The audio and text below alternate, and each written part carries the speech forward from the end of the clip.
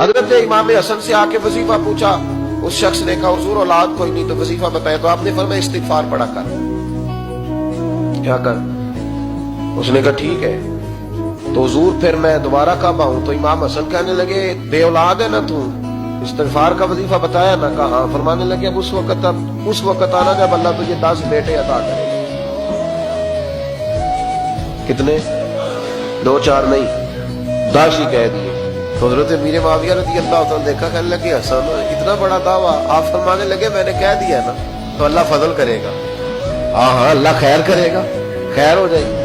وہ شخص کئی سالوں کے بعد آیا، کئی سالوں کے بعد، تو حضرت امیر معاویہ کو بھی ساتھ لایا، کہنے لگا حضور اللہ کے فضل سے اللہ نے 10 بیٹے عطا فرمائے، پورے 10 ہی اللہ نے دیے۔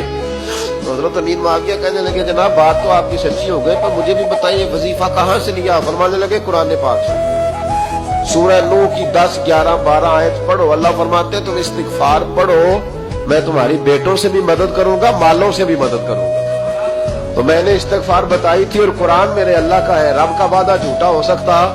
فرمایا 10 بیٹے ملنے تھے، میں نے کہہ جو دیا تھا۔ اور میرے بھائیوں یاد رکھیں، استغفار اللہ کی رحمت نازل کرتا ہے۔